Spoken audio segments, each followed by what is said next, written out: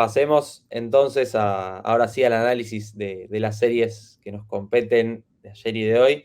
El 19 de mayo del 2004, hace 20 años, Minnesota Timberwolves jugaba el juego 7 ante Sacramento Kings para avanzar a finales de conferencia, un juego que ganaría y clasificarían a las primeras y únicas finales de conferencia de su historia.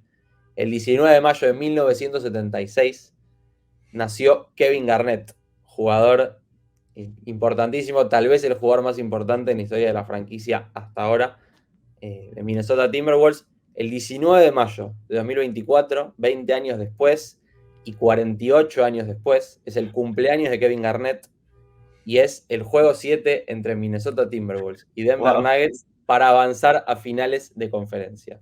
Marcos, la historia está escrita, nosotros somos simplemente espectadores. Te pregunto, más allá de la coincidencia, si alguno quiere incluso tenerlo en cuenta como superstición y demás, es un detalle. Minnesota ganó por 45 puntos. 45 puntos. Dejó en 70 puntos a Denver. Nosotros nos sorprendimos en el segundo cuando los dejó en 80. Bueno, ayer los dejaron en 70. Como no era suficiente. Te pregunto la clave del triunfo para Minnesota, ¿cómo lo viste y qué actores clave te parece que estuvieron? Sí, yo creo que, como tú dices, ¿verdad? Esos 45 puntos es la segunda victoria más amplia para un equipo que estaba al borde de la eliminación, ¿verdad? Pero yo creo que ese primer quarter hubo un rally de 27-2 en un punto del juego. 27-2, que uno pensaría cómo es posible que le hagan eso a un equipo de Denver que cuando se ven bien se ven prácticamente invencibles, ¿verdad? Y en el primer periodo ya habían sacado esa ventaja y nunca miraron atrás, ¿verdad? Pero se sintió el desespero de Denver. Incluso cambió la rotación, lo cual Denver raramente hace. A Michael Malone no le gusta cambiar su rotación. Pero empezaron el segundo periodo con Nikola Jokic, que ese es normalmente el tiempo donde él se sienta. Logran acercar la ventaja, y digo acercar entre comillas, se acercaron a 11, ¿verdad? Después de haber estado abajo de 21. Se lo descansan y cuando regresa a cancha pues ya están abajo de 20 nuevamente, pero no quiero dejar pasar, y lo menciona Anthony Edwards una y otra vez, la importancia de Mike Conley. O sea, para mí la jugada que ejemplifica esto es cuando ellos están en pleno rally, fallan un triple, cogen el rebote ofensivo, le dan la bola a Conley, está completamente solo en la línea de 3 puntos y decide, ahí lo tenemos, ese mismo, decide hacer el pase extra a Anthony Edwards. Esa fue la jugada para mí clave, porque él ha hablado de la importancia de mantener en ritmo a Anthony Edwards, y él mismo lo ha dicho como que yo no tengo por qué estar en ritmo, yo sé lo que tengo que hacer, ¿verdad? Yo sé cuál es mi trabajo aquí, y esa humildad de Mike Conley, ¿verdad? De tú soltar la bola y dársela a tu estrella una otra vez, pero ese primer periodo, o sea, hubo un rally de 14 puntos, más adelante un rally de 9 puntos, todo eso, y la verdad es que uno ver a los Denver Nuggets, tú mencionaste 70 puntos. En el primer periodo anotaron 14 puntos. En el cuarto periodo anotaron 9. Esos son los dos periodos con menos puntos en toda la temporada para los Denver Nuggets. En toda la temporada, los dos, en un mismo juego, de verdad fue un manjar defensivo lo que tiró Minnesota ahí.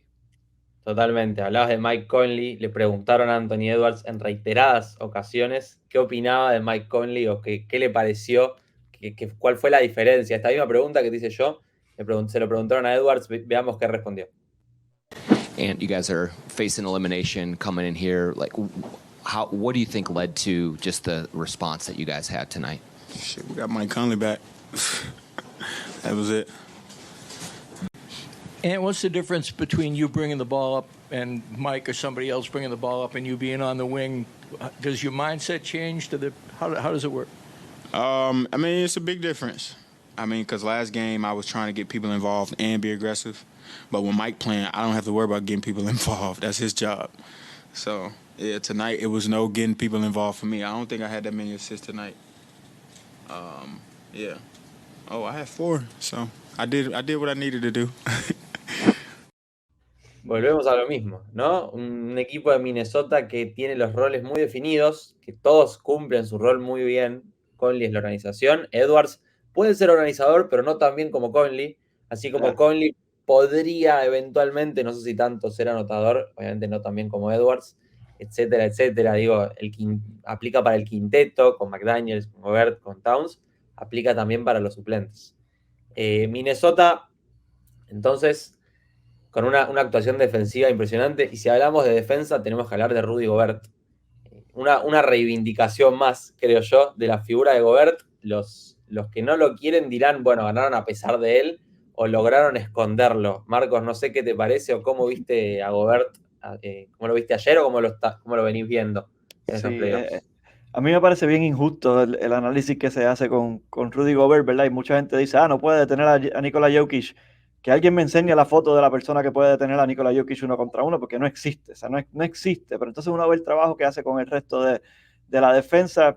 Rudy Gobert, el resto del equipo de los Denver Nuggets se están tirando 19% en tiros en la pintura, donde tiene a Rudy Gobert a menos de 5 pies. Así que la presencia se siente claramente, aparte de Jokic, que pues Jokic nadie lo detiene, pero fuera de eso, todos los demás están sintiendo su efecto. Y aplauso también nuevamente a Chris Finch, el trabajo que ha hecho esta temporada en Minnesota. Él hizo un ajuste, y el ajuste es que a través de este juego, pues sabemos que todos los partidos empieza Karl Anthony Towns defendiendo a Nikola Jokic, y es Rudy Gobert el que viene a hacer ese double team, pero ayer cambiaron. Ayer el double team estaba viniendo del top, estaba viniendo de Anthony Edwards, de Mike Conley, de Jaden McDaniel, y entonces dejaba a Rudy Gobert más, el término que usan es roaming, ¿verdad? Como suelto por ahí para identificar lo que hace falta y entonces venir a ayudar de esa manera y no ser tan agresivo en ese double team. Y eso llevó a que los Denver Nuggets pues estuviesen haciendo más intentos de 3. Claro, el triple es impredecible, tiraron de 21-5, en especial Michael Porter Jr. teniendo problemas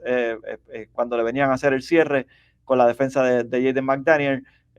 Así que yo creo que, de hecho, la razón por la que esto también, hablando de defensa, Michael Porter no está teniendo una buena serie, Jaden McDaniel lo está defendiendo. ¿Y por qué se pueden dar el lujo? Es porque tienen a Anthony Edwards que está defendiendo a Jamal Murray. Entonces, tener esa versatilidad defensiva, yo escucho gente haciendo la comparación con Jordan y Pippen, claro, no estamos, esos son los dioses del Olimpo, no estamos comparando, pero sí la versatilidad que el primer campeonato de los Lakers, de los Chicago Bulls contra los Lakers, ellos le zumbaron a Scottie Pippen a Magic Johnson, y es como que, defiéndelo, y sentaban a Magic, pues Pippen, ahora te toca defender a Byron Scott, y esa versatilidad defensiva te la traen, no a ese nivel, pero te la traen un poco Anthony Edwards y de McDaniel, de cambiar de posición y poder defender hacia arriba o hacia abajo, dependiendo las posiciones, pero todo gira alrededor de Rudy Gobert. Yo estoy contigo, todo gira alrededor de que están tirando los jugadores a la pintura, confiados en que Rudy Gobert está ahí, y yo puedo ser más agresivo cerrando el triple porque Rudy Gobert los va a estar esperando ahí abajo. Yo no sé cómo tú lo ves, pero yo creo que ha sido muy injusto la manera en la cual se analiza el juego de Rudy Gobert.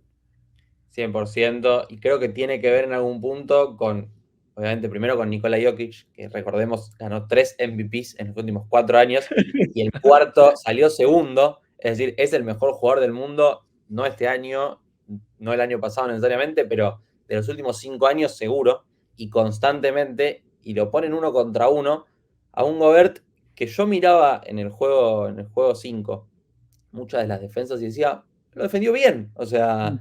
Y Jokic sacó un tiro mal balanceado, tirando desde atrás, con mala mecánica, que yo y lo metió, y bueno, entonces, ¿qué se le va a hacer? Gobert termina con 8 puntos, 14 rebotes, 2 asistencias, 1 robo, ninguna tapa, 0 de 2 en tiros libres. Es decir, uno mira la línea estadística de Gobert y dice, es un pivot promedio. Si solo mira las estadísticas, dice, es un pivot que no cambia mucho. Digo, en defensa, un robo, 0 tapas, es intrascendente completamente, pero viendo los partidos y viendo no solo su asignación defensiva, Gordon, Jokic, dependiendo del momento, ve cómo Denver abusó mucho del triple cuando no le entraba.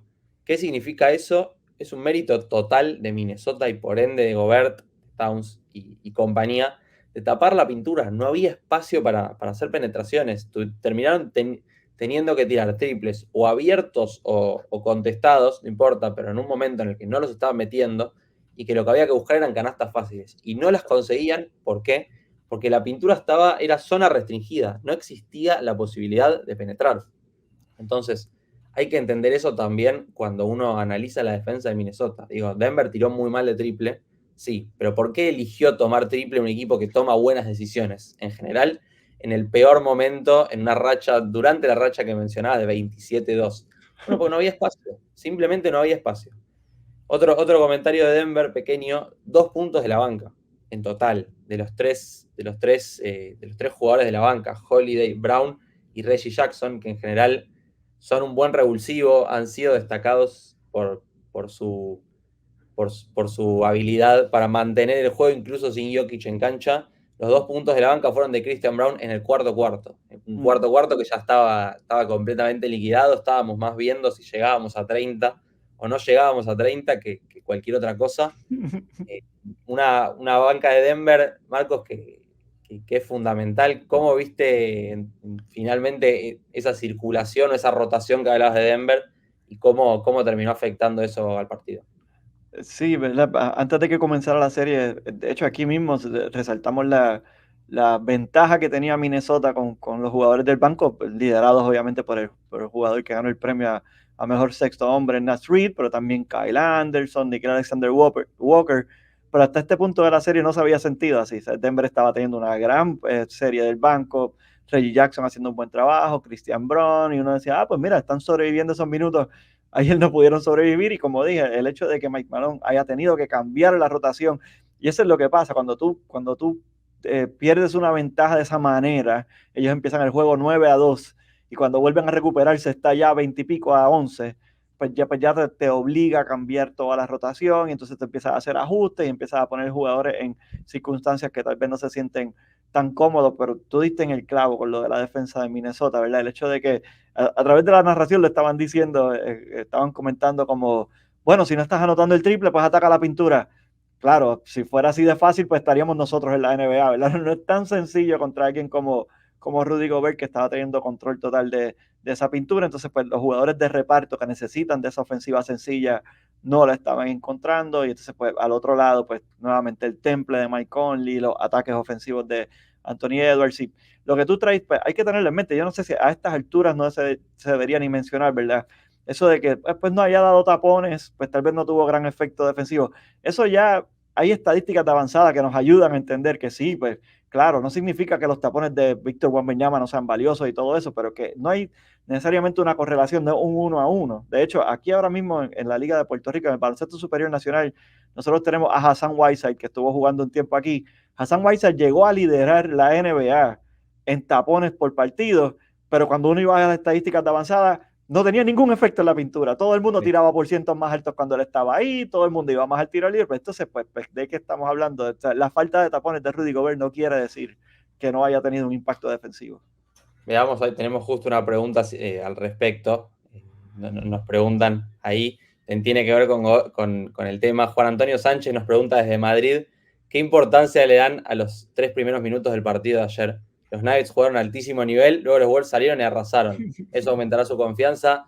Marcos, 9-2 arrancaron los Nuggets y yo puse en Twitter, eran todos buenos tiros.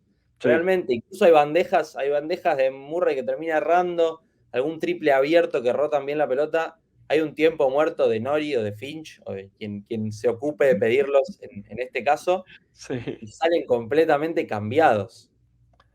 Sin duda, y Denver ha tenido esto a través de la postemporada, ¿verdad? Perdieron todos los primeros periodos contra los Lakers y contra Minnesota, pues tampoco han arrancado muy caliente, pero el primer ajuste que hicieron fue eso, ¿verdad? Lo que estaba mencionando. Después de ese primer tiempo, ya Rudy Gobert no volvió a hacer double team agresivo a Nikola Jokic, ya el double team empezó a llegar de otras partes, pero pues lo estábamos hablando ahorita cuando el tema del triple, el make or miss league. O sea, fallaron tiros solos, y eso sí hay que decirlo, a pesar de, claro, el gran trabajo defensivo que está haciendo Minnesota, pero Jamal Murray falló tiros solos, Michael Porter falló tiros solos, Aaron Gordon tiró relativamente bien para ser el que no es un super tirador, aunque ha tenido juegos espectaculares en esta serie, pero también el control del balón de Minnesota, 4 turnovers en toda la primera mitad, 6 en todo el juego. O sea, eso para un equipo que tiende a errar en ese sentido, yo creo que tuvieron un manjar ofensivo también y se sintió claramente, cuando uno ve el box score, se ve el dominio prácticamente en todos los renglones. Sí, ni siquiera los chicos del tiempo basura, que jugaron casi un poco más de medio cuarto, tuvieron pérdidas en ese sentido. Exactamente. Un equipo de Minnesota que estaba preparado, y es un buen ejemplo, creo yo, un ejemplo pequeño, volviendo a la pregunta, para entender que las series, los partidos, la evolución de los playoffs es largo. Por algo se juega 7 partidos, por algo se juega 48 minutos, por algo es importante estar desde el principio hasta el final. Denver llegó al principio, parecía una aplanadora, parecía una continuidad de lo que habíamos visto desde el juego 3. Sin embargo, hubo un tiempo fuera y cambió absolutamente todo. Y así como cambió absolutamente todo, podría haber vuelto a cambiar. En favor de Denver, capaz 27-2 fue un poco lapidario, pero incluso por momentos se pusieron cerca de los 10 puntos. Entonces, un poco esta serie nos está dando un poco una lección.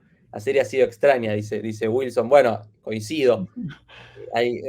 Extraña lo cambiaría por cambiante en algún punto y entender que son dos muy buenos equipos que tienen herramientas diferentes y que van a intentar utilizarlas lo más posible. Algunas veces va a prevalecer alguno y algunas veces va a prevalecer el otro. Es lo lindo esto de los playoffs. Exacto. Si no, se jugaría un partido. Yo digo siempre lo mismo. Entonces, entender eso está bueno. Y bueno, último comentario, Marcos, clave para el juego 7. Lo hablarán mañana, pero juego 7, ¿qué puede llegar a inclinar la balanza?